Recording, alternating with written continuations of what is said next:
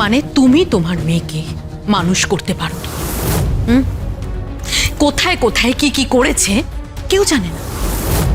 শুধু ভালোবাসার দোহাই দিয়ে সামনের সবাইকে একটা মুখোশ পরা চেহারা দেখিয়ে নিজের কাজ হাসিল করে গেছে। এমনকি তোমার জামাইকে গুলি পর্যন্ত করেছে। আমি গুলি করিনি, আমি গুলি করিনি, মারিনি, আমি গুলি করিনি। সেটা কোর্টে প্রমাণ হবে তটিনী। সেটা কোর্টে প্রমাণ হবে। টাইম নষ্ট করিস না, আমার সময়ের অনেক দাম। চা গিয়ে রেডি হয়ে নে, আমরা এক্ষুনি বেরোবো।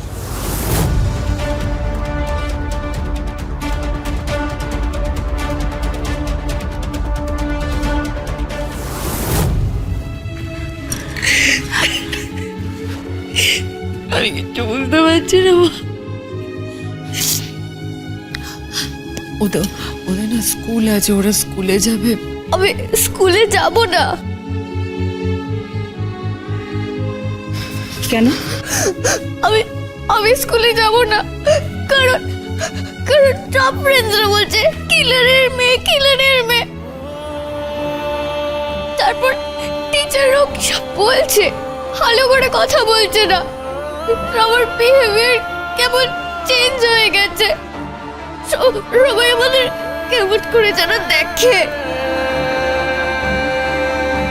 মামির জন্য সবাই বলছে মাম্মি পাকে শুট করেছে, সবাই বলছে। এরকম বলতে নেই দাদু ভাই, এরকম বলতে নেই। কিচ্ছু হবে না। তোমার মাম্মি তো এত খারাপ হতে পারে না, তাই না? হতে পারে না। মাম্মি তো পাকে খুব ভালোবাসে, তাই না? হ্যাঁ, ভালো তো বাসে। তাহলে দেখো, বিপদ আসে মানুষের জীবনে, কেটে যায়। তুমি একদম চিন্তা করো না। একটা কথা মাথায় রেখো, যত বিপদই আসবে সবার মুখোমুখি দাঁড়াতে হবে।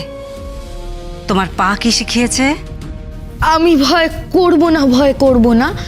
দুবেলা মরার আগে মরবো না ভাই, মরবো না। এটাই মাথায় রেখো। তটিনী, যা, তুই তৈরি হয়ে নে। তুই তৈরি হয়ে তাড়াতাড়ি বেরিয়ে যা, দেরি করিস না।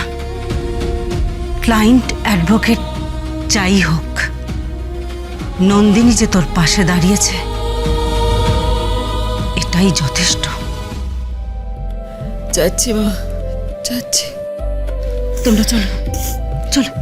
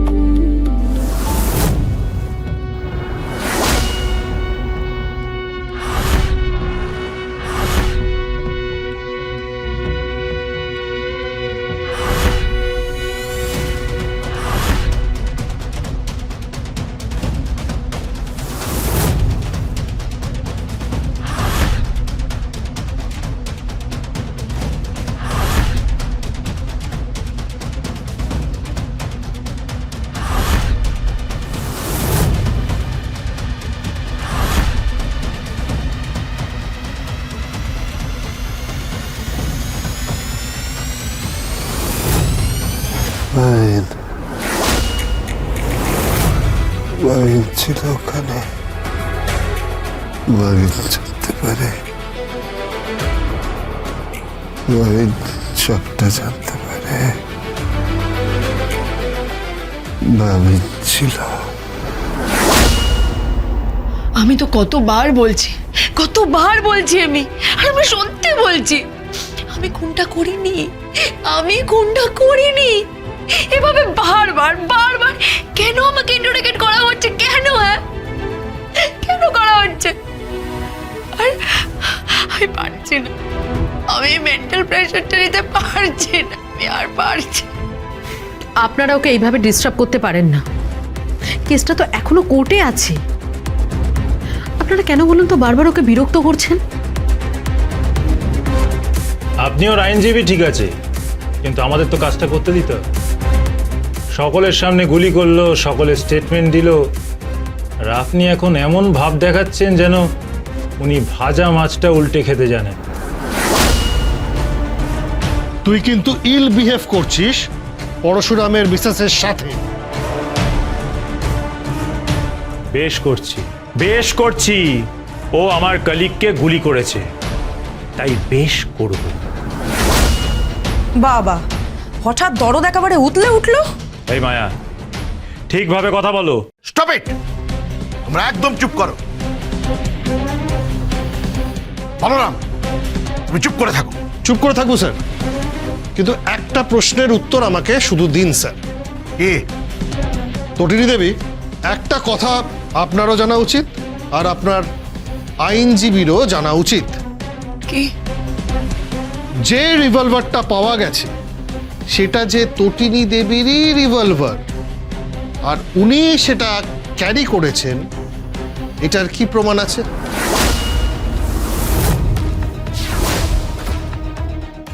তার একটাই প্রমাণ আছে, ওটা থেকে তিনটে গুলি বেরিয়েছে, ওটা দিয়েই শুট করা হয়েছে। সৌরভ, সেটা অন্য রিভলভার থেকেও তো হতে পারে। তুমি কি বলতে চাইছো? শার্লক হোমস হতে চাইছো নাকি ব্যোমকেশ বক্সী? নিজের কাজ করো, বেশি বাড়াবাড়ি করো না। যাও বাইরে গিয়ে বসো, যাও। স্যার, বলরামদার কথাটা একবার ভেবে দেখা উচিত। একদম কোনো কথা নয়, বাইরে গিয়ে বসো। যাও যাও এখান থেকে। But sir, it's my order. Okay sir.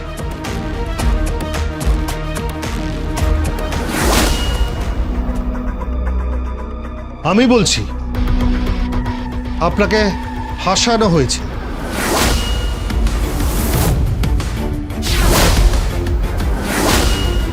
আপনি ফেঁসে গেছেন, আর এই পৃথিবীতে আমি একমাত্র মানুষ যে বিশ্বাস করি আপনি পরশুরাম ওরফে শিবপ্রসাদ গাঙ্গুলিকে খুনটা করেন।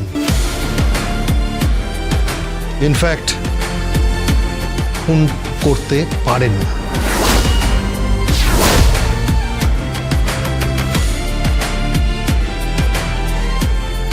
এক মিনিট, এই কথাটা তো আমার আগে মাথায় আসেনি। এই কথাটা তো আমারও মাথায় আসেনি যে এক্স্যাক্টলি কোন রিভলভার ছিল। আচ্ছা, আমি একবার রিভলভারটা দেখতে পারি? সাহস দেখে অবাক হয়ে যাচ্ছে। আপনি একজন ক্রিমিনাল, আর আপনি এভিডেন্স দেখতে চাইছেন। ওগুলো কোর্টে পেশ করা হবে। কিন্তু আমি তো দেখতে পারি। ম্যাডাম, আমাদের পক্ষের উকিল ওটা কোর্টে পেশ করবে, ওটা নিয়ে আপনাকে চিন্তা করতে হবে না। তবে আপনি খুব বিপদে আছেন। আপনাকে এখনো বলছি, স্টেটমেন্টটা দিয়ে দিন যে আপনি খুনটা করেছেন, নইলে আপনার কপালে অশেষ দুঃখ আছে। আপনি হয়তো বুঝতে পারছেন না যে কেসটা আমি ইনভেস্টিগেট করছি। তাহলে আমাকে একবার রিভলভারটা দেখান। আমি একবার রিভলভারটা দেখতে চাই। আমি দেখতে চাই সেই রিভলভারটা কার নামে লাইসেন্স করা আছে। আমি দেখতে চাই রিভলভারটা কেমন রিভলভার। আমি দেখতে চাই রিভলভারটা দিয়ে কিরকম গুলি বেরিয়েছে। আর আর আর- আর এক্স্যাক্টলি সেই গুলিগুলোই আমার আমার স্বামীর শরীরে বিঁধেছে কিনা। তাকে পাচ্ছেন কোথায়? তার তো সলিল সমাধি হয়ে গেছে। যেটুকু খবর পাওয়া গেছে তাকে জলে ফেলে দেওয়া হয়েছে। সে তো এখন একটা লাশ।